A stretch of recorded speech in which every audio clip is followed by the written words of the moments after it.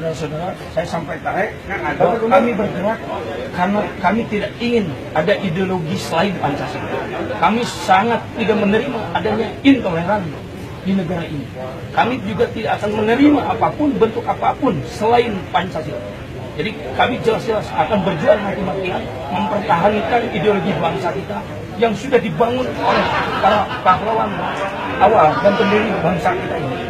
Apalagi ada penghinaan penistaan yang dilakukan oleh Habib Rizik terhadap deklarator bangsa kita. Itu sangat jelas sekali. Maka kita akan siap berhadapan dengan siapapun yang anti Pancasila, yang anti intoleransi. Kita akan siap berhadapan. Pancasila itu sendiri dalam pandangan Front Pembela Islam bahwa FPI punya sikap bagaimana menyikapi Islam sebagai agama dan menyikapi Pancasila sebagai dasar negara. Islam adalah akidah. Pancasila adalah ideologi.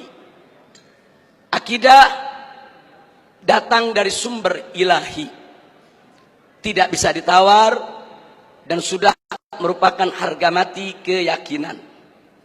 Sedangkan ideologi adalah sumber insani, datang dari ide-ide manusia.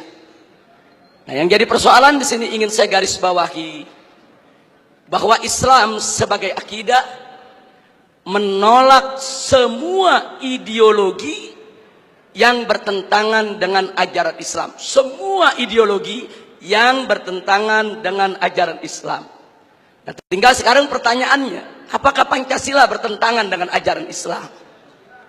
Andai kata Pancasila bertentangan dengan ajaran Islam, wajib kami sebagai umat Islam untuk menolaknya. Tapi manakala Pancasila itu tidak bertentangan dengan ajaran Islam, tidak ada alasan bagi kami sebagai warga negara Republik Indonesia untuk menolaknya. Nah, untuk itu di sini langsung saja untuk menyingkat waktu, perlu kita sama ketahui bahwa ideologi di dunia ini, apapun warnanya, apapun jenisnya, apapun bentuknya, tidak keluar dari 3 kelompok. Ideologi yang pertama adalah ideologi yang mengakui Tuhan yang Maha Esa itu ada dan berkuasa mengatur urusan dunia dan akhirat. Sedangkan yang kedua adalah ideologi yang mengakui Tuhan yang Maha Esa itu ada, tapi dia Tuhan yang Maha Esa itu untuk mengatur dunia. Bagi yang bersangkutan, Tuhan yang Maha Esa itu hanya untuk mengatur urusan akhirat saja, sedangkan dunia biar manusia yang mengaturnya. Sedangkan yang ketiga adalah ideologi yang tidak mengakui adanya Tuhan yang Maha Esa, apalagi mengakui kekuasaannya di dunia dan akhirat. Nah, tinggal pertanyaannya, Pancasila masuk kelompok ideologi yang mana? Untuk yang nomor 3 sudah jelas, di sanalah bercokol, yaitu kelompok ateisme, kelompok komunisme, leninisme, marxisme, yang memang mereka tidak mengakui kekuasaan Tuhan yang Maha Esa. Sedangkan kelompok yang kedua ini terkenal sekali, ini merupakan kelompok-kelompok sekuler sejati yang tidak ingin sama sekali menjadikan agama yaitu sebagai dasar pijakan di dalam mengambil kebijakan-kebijakan negara. Sedangkan yang nomor 1 ini bukan hanya sekedar mengakui Tuhan yang Maha Esa itu ada, bahwa Tuhan yang Maha Esa itu bisa mengatur urusan dunia akhirat, sehingga segala kebijakan negara tidak boleh bertentangan dengan aturan-aturan yang datang dari Tuhan yang Maha Esa. Dan alhamdulillah, kalau kita memperhatikan pembukaan Undang-Undang Dasar 1945, di sana ditegaskan dengan tanpa keraguan. Begitu juga ditegaskan kembali dalam batang tubuh Undang-Undang Dasar 1945 pasal 29 ayat 1 bahwa negara Republik Indonesia berdasarkan ketuhanan yang Maha Esa.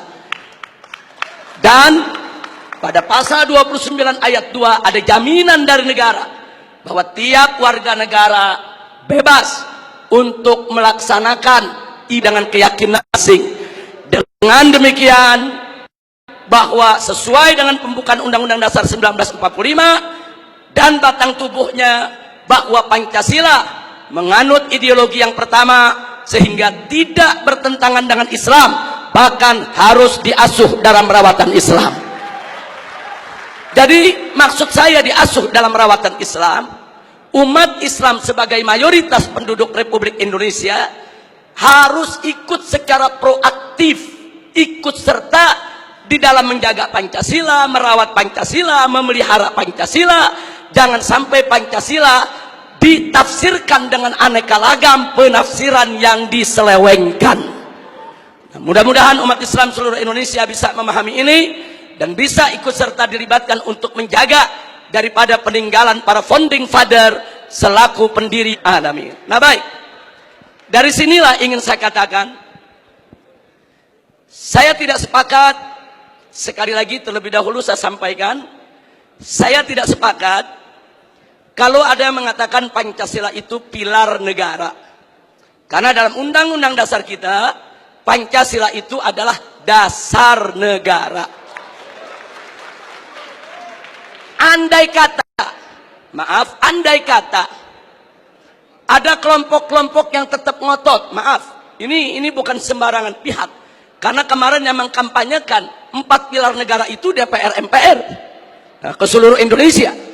Nah, karena itu saya katakan, andai kata pun 4 pilar negara itu sebagaimana yang mereka sampaikan, yaitu Pancasila, kemudian juga ada Undang-Undang Dasar 1945, Bhinneka Tunggal Ika dan NKRI, seluruhnya tetap harus berdiri atas dasar ketuhanan yang Maha Esa. Sehingga saya berani mengatakan dalam forum ini, Indonesia adalah negara berdasarkan ketuhanan yang Maha Esa. Artinya bagi kami umat Islam, Indonesia adalah negara tauhid, bukan negara ateisme. Nah, ini sengaja saya ingin tekankan di sini. Walaupun tadi katakanlah Pancasila, UUD 45, Bhinneka Tunggal Ika, NKRI, mereka ingin jadikan sebagai pilar. Tapi jangan lupa bahwa sila pertama daripada Pancasila, yaitu ketuhanan yang Maha Esa, itu merupakan sumber daripada sila-sila yang lainnya. Sila kedua, kemanusiaan yang adil dan beradab, itu semua bersumber daripada ajaran Tuhan yang Maha Esa. Sila ketiga, persatuan Indonesia, itu juga bersumber daripada ajaran Tuhan yang Maha Esa. Nah, kemudian sila keempat, kerakyatan dipimpin oleh hikmat kebijaksanaan dalam permusyawaratan perwakilan, itu pun juga bersumber dari ajaran Tuhan yang Maha Esa tentang musyawarah untuk mencapai seluruh rakyat Indonesia, itu juga bersumber daripada ajaran Tuhan yang Maha Esa. Jadi dasar utama Republik ini adalah ketuhanan yang Maha Esa, dan ketuhanan yang Maha Esa bukan pilar negeri tapi merupakan dasar negara. Mudah-mudahan Allah memberkahi kita semua. Nah baik, selanjutnya, kalau bicara tentang ketuhanan yang Maha Esa, saya selaku dai, guru agama, juru dakwah untuk umat Islam, maka saya tentunya punya persepsi sudut pandang yang tidak boleh keluar dari ajaran Al-Quran dan As-Sunnah. Karena itu bicara tentang ketuhanan yang Maha Esa, maka segala bentuk perbuatan dan semua jenis pemahaman yang bertentangan dengan nilai-nilai luhur ketuhanan yang Maha Esa tidak boleh ada di seluruh wilayah negara kesatuan Republik Indonesia. Yang oleh karenanya, dengan tanpa ragu saya nyatakan di sini, segala bentuk perbuatan, apapun perbuatannya, apakah itu sihir, perdukunan, pemurtadan, riba, korupsi, miras, narkoba, judi, persinahan, pornografi, porno aksi, premanisme, pembunuhan, dan terorisme, semuanya bertentangan dengan nilai-nilai luhur ketuhanan yang Maha Esa, tidak boleh ada di Republik ini, ya ikhwan. Karena itu kami dari FPI selalu melakukan penentangan dan perlawanan secara konstitusional terhadap segala produk perundang-undangan yang melegalkan minuman keras, melegalkan prostitusi, melegalkan perjudian, melegalkan segala kemunkaran, karena semua itu bertentangan dengan nilai-nilai luhur ketuhanan yang Maha Esa. Karena tidak ada satu agama pun di Indonesia, tidak ada satupun agama di Indonesia, bukan hanya agama Islam, seluruh agama yang menghalalkan perbuatan-perbuatan munkar yang kita sebutkan tadi. Sihirnya, perdukunannya, ribanya, korupsinya, mirasnya, narkobanya, judinya, semuanya diharamkan oleh seluruh penganut agama yang ada di negara Kesatuan Republik Indonesia. Sehingga ketuhanan yang Maha Esa sebagai dasar negara Republik Indonesia sudah tepat dan harus kita bela bersama, kita tegakkan di bumi Indonesia tercinta.